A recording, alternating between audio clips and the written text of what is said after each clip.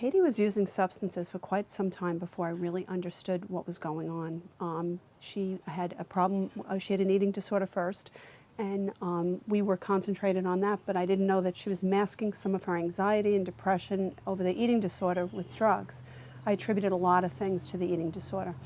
And then as she started to get recover from the eating disorder, or we started to get a little bit of a control over that, I blamed other things on anxiety, on depression. So it went on for years before I actually realized that she was using drugs.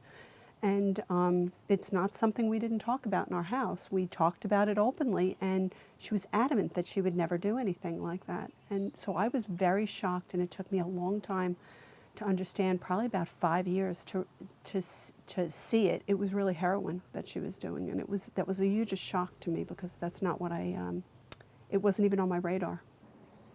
When I first found out she was actually addicted to heroin, I had no one to reach out to. I didn't know anyone else who was going through the same ordeal, and I didn't even know who to ask. So I remained quiet with it until a newspaper article came out in our local paper. And when that article came out, it was kind of a big deal there. A very small town. I was a teacher in the town. My daughter was very well known. And at that point, everyone knew. So she had been arrested, and everyone knew. And I stopped caring about who knew what. And I started to go to a local Learn to Cope meeting. I kept thinking, well, if I go to the meetings and people find out, then that may ruin her chance to get a job, or it may somehow, people may judge her, and she may get better, and then no one needs to know. And in doing that, I isolated myself. Even when that article came out, and I thought, well, everybody knows, not one person reached out in my entire community. And I was a teacher, I was well known, I had lots of friends, and no one picked up the phone and said, are you okay? I'm thinking about you. Nothing. The silence was deafening. When people told me later that they didn't know what to say, they'd come up to me like a year later and say, you know, I was thinking about you, or I saw that article and I wanted to reach out to you. I tell them, then why didn't you? Because saying nothing says a lot. And the person is suffering like you would with any other disease. And that's the problem, is we don't treat this like any other disease. As all of this happened in my own family, I realized that it was happening all over the place, and that nobody, or very few people, know what to do when something like this happened. So I wanted to create an organization where people could go and not only get support, but also get guidance, and mainly to become empowered to help your child and yourself by knowing what information is out there and what's available. So we have a main page, which is the website, which is magnolianewbeginnings.org. And on that you can find all the support that's available. And you can also find links to the Facebook groups. There's Magnolia Addiction Support is the main group, and that's a nationwide group.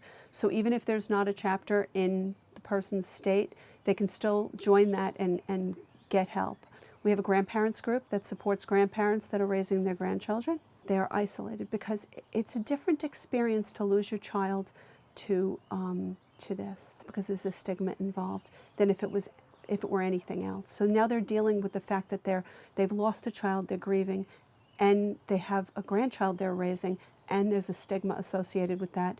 And their grandchild is going to have to deal with that stigma too. We have grief support groups too. We have a national grief support group.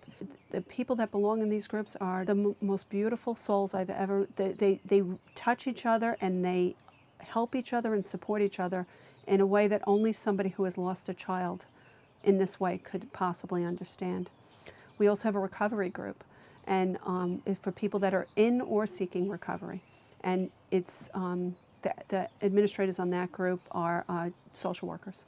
So they're trained in substance use disorder treatment. We're pretty careful about how we screen. They're closed groups, so people can talk openly and not feel like their family members or somebody else will be seeing what they're saying. So it's a really great support.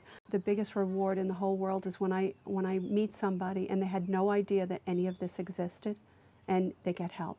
I mean, it's the most fulfilling indescribable feeling is that somebody who was in the same situation I was in at one point now knows that they're not alone. It's probably, I can't even imagine what could be better than that, more rewarding for doing this.